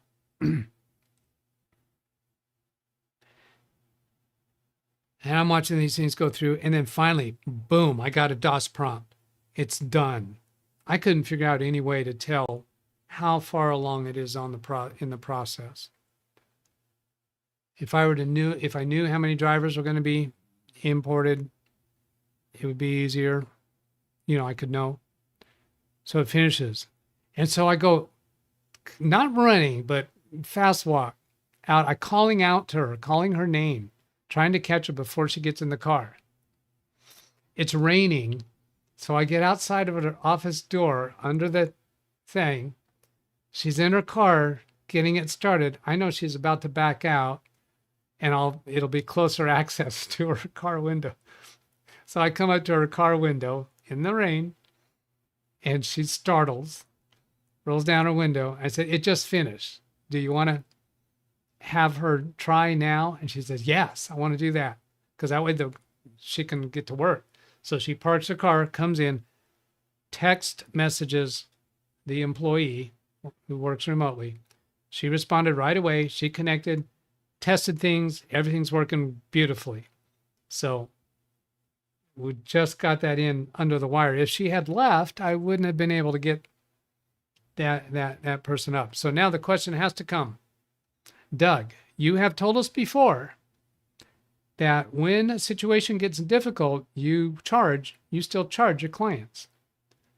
Are you going to charge for this extra time for the mistake that you made? No. But I'm going to do that kind of in a certain way, because this was negligence. This is very much negligence on my part, accidental. When is negligence ever intentional? Well, I guess it could be. You know something's unsafe to do and you decide to do it. Yeah, that could be. I didn't decide to not do the driver updates, but the way I'll do it. Chat, please. 12:32, Jim says. Oh, okay. I messaged at 12:32. I'll get to that.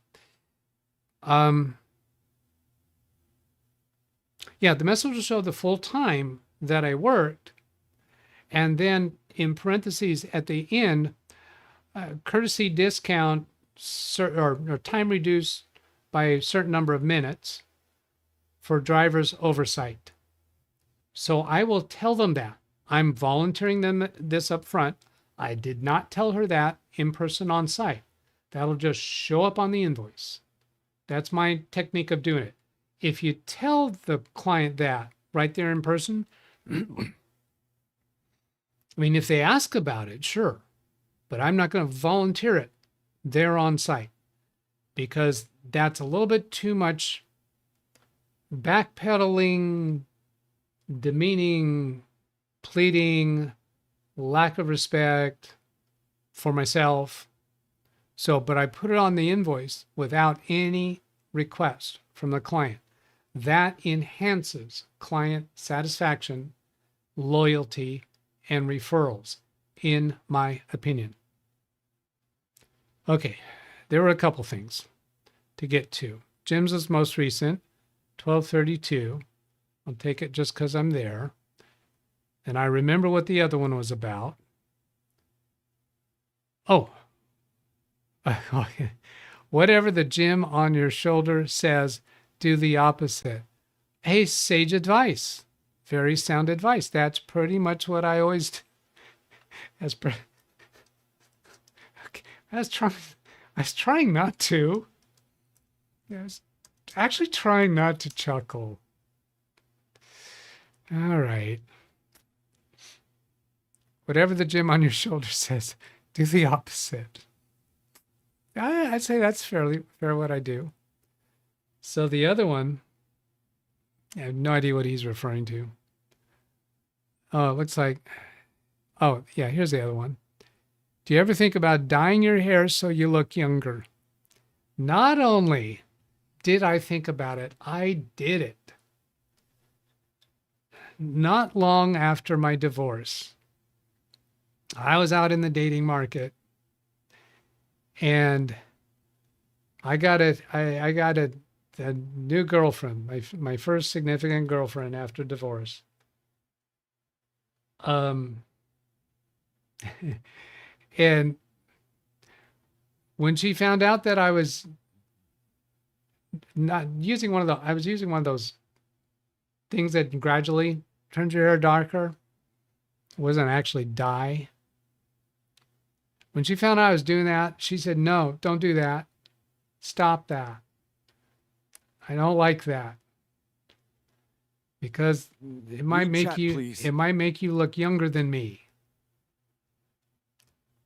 So, yeah, ever since then, well, yeah, there has been one other occasion. Yeah, Grecian formula, that's exactly what it was. It was not just for men. It was not yesterday. But I have done it during the course of this YouTube channel. I don't know that I ever fessed up to it, but it wasn't to look younger. It was not to look younger.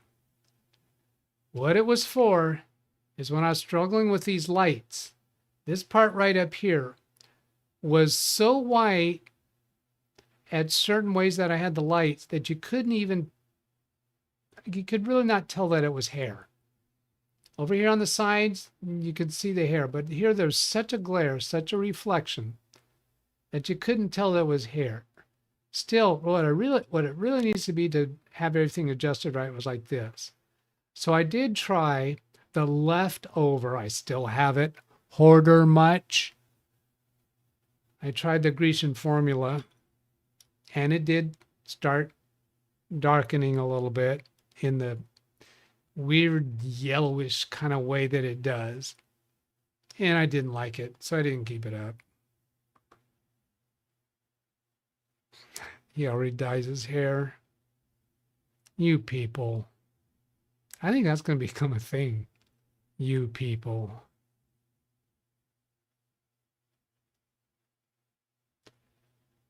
Oh, I'm on a Mac. Why am I watching that? I can give you a reason why you're watching this.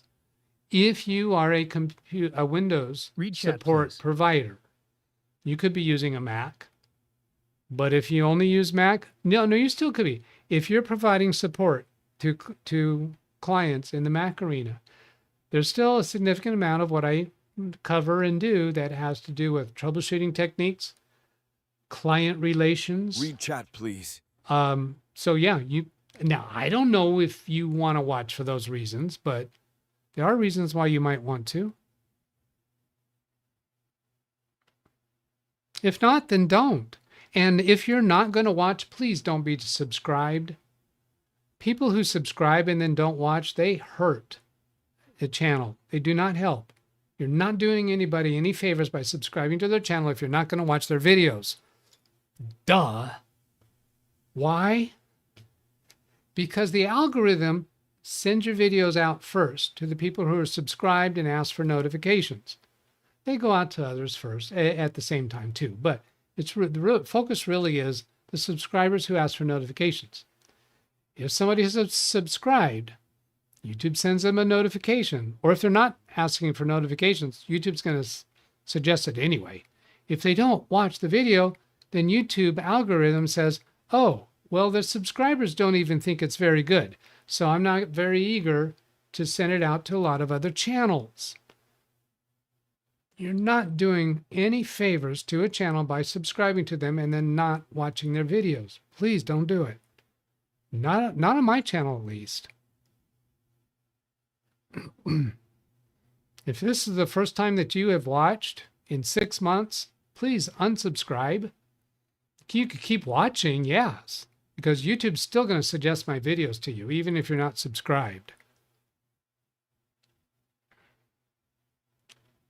White streak down the middle, a skunk. I'm 72, Read have chat, black please. hair. My dad still had a lot of dark hair when he passed away at 95. All of my brothers and myself, we have my mother's white, gray hair. Doug looks so white, he made Barry Manilow look like a brother. Can you explain that? Explain what? I don't know what you're referring to. Use your words. So you didn't do a read chat, so I couldn't connect what you said to what I was saying at the time, but I'm not actually seeing that all the time anyway. Sam Lazar with read chat. I have clients who use Mac operating systems. I do too. I provide some Mac support and have some hardware issues like printers. I find there is a printer update that can only be done on Windows. I do the update on the device and the client is happy. Oh, a printer firmware update that can only be done with a Windows computer. So Sam connects his Windows laptop to the printer or to the network, whatever's required, and updates the firmware on the printer, and that fixes it for their Mac. You gotta love that one. Read chat, please. Ouch, said every Mac enthusiast. Baldy got a chuckle. I remember a very minor. The white streak? Is that the chuckle you're thinking about? No, sorry, that's not enough. Read chat, please. Doc Brown, remember his favorite 2 words were thought maybe Doc Brown. That's from Back to the Future. Read chat, please. His favorite 2 words.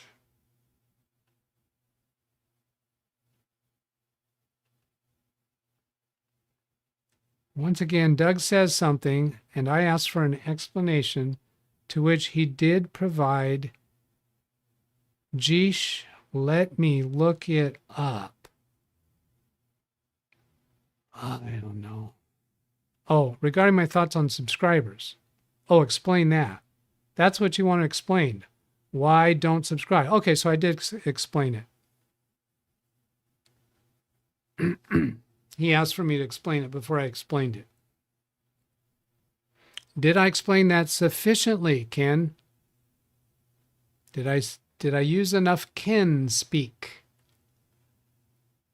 Jim, let me guess, an HP printer. Probably. Look up. You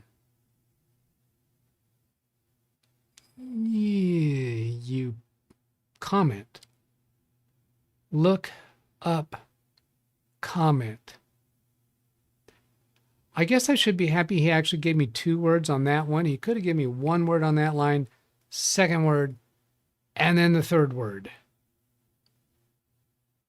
Yeah, okay. How about if I go look at all of Ken Stout's stuff? Will it make sense then? 1 in chat if you think it will make sense to Doug. 0 in chat if you don't think it will make sense to Doug. It's 8 minutes to go.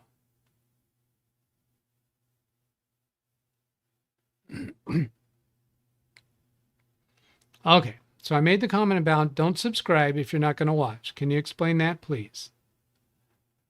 He replies to Scott. Once again, Doug says something, and I ask for an explanation, to which he did provide the explanation. Geesh, let me look it up. See, this part, yeah, what he's saying here is he asked for an explanation. He says he asked for an explanation for why don't subscribe, but he didn't ask for that explanation. All he said was, can you explain that? Can you explain why don't subscribe and not watch? Boom, that would have worked for Doug. And then he replies to my quandary saying, your thoughts on subscribers. And then look up, comment. So he wants me to look to one of his prior comments. And then he says he got it. He understood the explanation. So when I said, did I explain it clearly enough? He says, I got it. Again, you said a comment on Baldy getting it. It was, oh, I need a drink.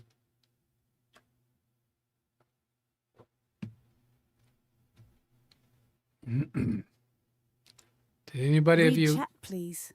Did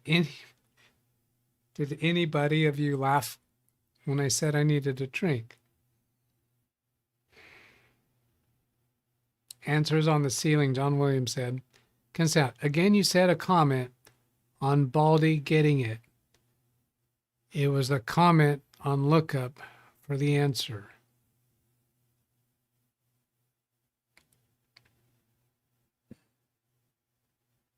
Now I got to go study Baldy's comments to figure that out. There's way too much going through my head right now.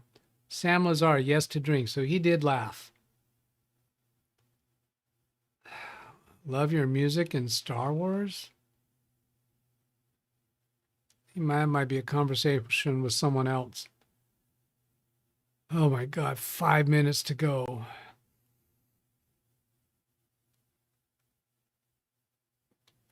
Okay, I finished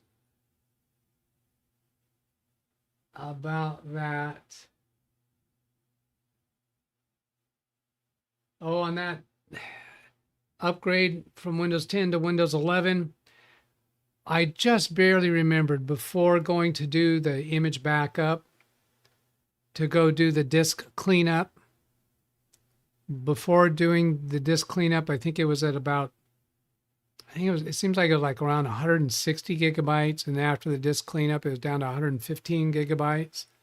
Because I said, remove the old the Windows.old, the old version, and then did the image backup.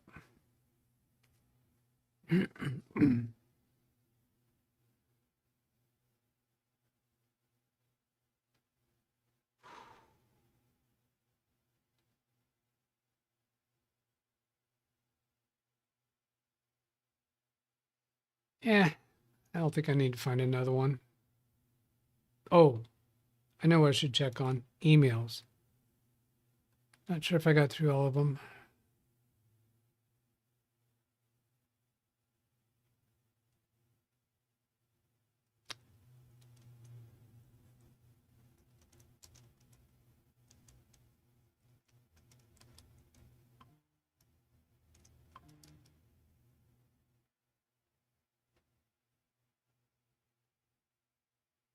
Got an email from Matthew Barnes. I'm going to hold on to it for another day because it's kind of long.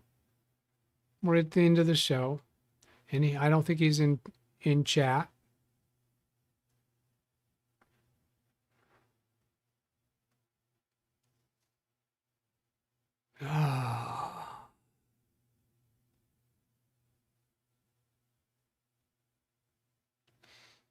Okay.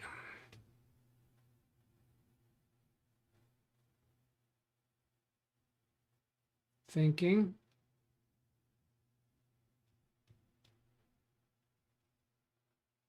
That. There's so many other things this week.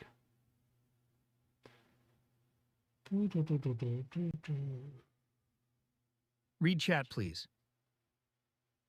Oh, before doing that,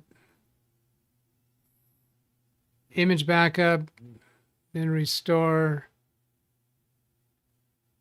I checked to see that the source was already GPT partition style,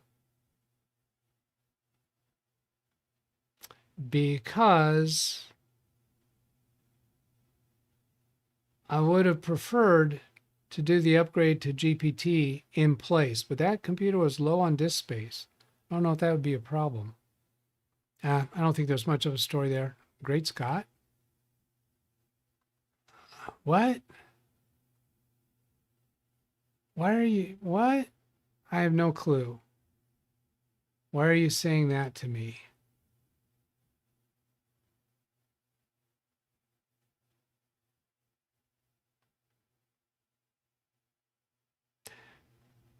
How many days end with the letter Y? Let's go ahead and do that one. How many days end with the letter Y? I bet you get a lot of wrong answers. Go ahead and give me a number. How many days end with the letter Y? Give me a number. 7, wrong. 1, wrong. Do you want that sentence answered? No, wait, 0. 8, wrong. 0, wrong. 10, I don't think so. 365. All of them? Read chat, please. Given that the conversation steals from the main partition, I wouldn't do it before cloning to the larger drive. The conversion steals from the main partition. I wouldn't do it before cloning to the larger drive. That's a good reason. That's a good reason. That one was already GPT. So looking at it this way: Monday, Tuesday, Wednesday, Thursday, Friday, Saturday, Sunday, today, and yesterday. So 9. Ran Israel. Did I miss one? Read chat, please. Great Scott, probably reference to the favorite 2 words, a certain character, and Back to the Future. That makes sense. I was thinking there was something back there about a reference to something. So Back to the Future, yeah, Great Scott would be Doc Brown. Was he that far back in DVR mode?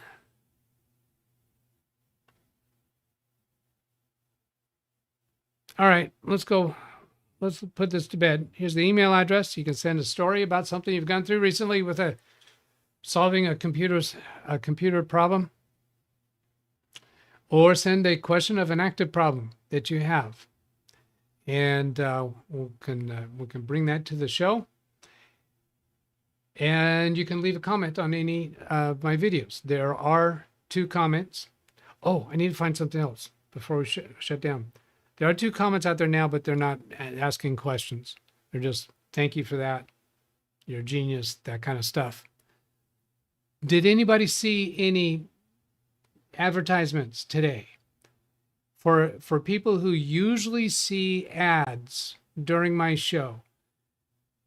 Those are the people that I'm asking for. I only need a response. If you usually see ads and you did not see ads today, give me a 0 or and preferably a 0, so I don't get all those voices in my head, because Jim will make fun of me. A 0 in chat. Or you can so you can say it. Seldom Ball. I usually see ads, saw none today. Sam uses premium, so he would not see them anyway. No ads, no ads. So all these people are saying they usually do see ads. You don't need no stinking ads. Yeah, that question is regarding my demonetization.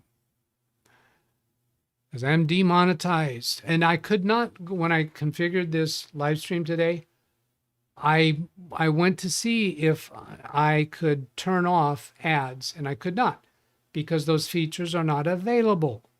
I can't even in my channel over here, I don't even get that earning tab or money tab or whatever it is. I can't even go look at my prior videos. And well, wait a minute, maybe I think I can do that part. There's no $sign in here. If I go look at analytics from last week, here's revenue.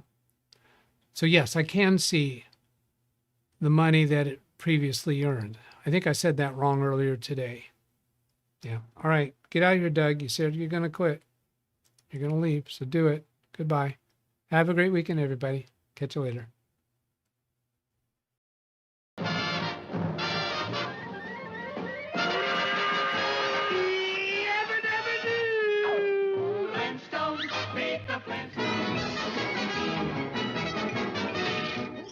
That's all, folks. Tune in 6 days a week for Windows support, the help you seek. Send an email, leave a comment, join the chat. Our tech-savvy crew is where it's at. Not just me, but a whole community, helping you solve tech mysteries. With friends who are here almost every day, we love to chat and help you find your way. So subscribe now, be part of the team, for Windows support and more than you dream. Join the fun, don't miss a single stream. At LiveWindowsTraining-DougBetts or simply where tech support supreme.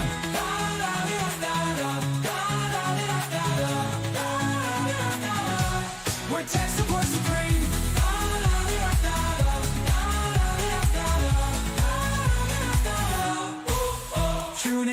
Tune in 6 days a week for Windows support, the help you seek. Send an email, leave a comment, join the chat.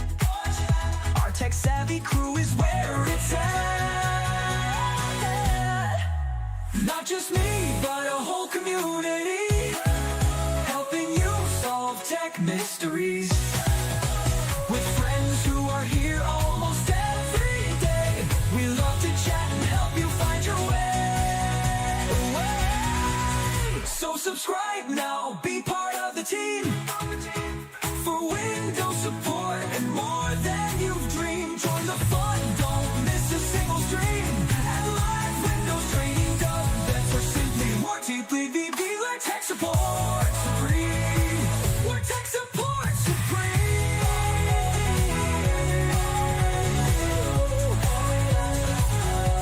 Where tech support supreme.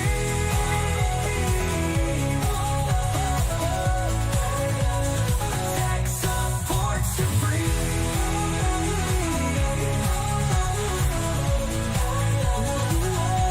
Where tech support supreme. Where tech support supreme. Where tech support supreme.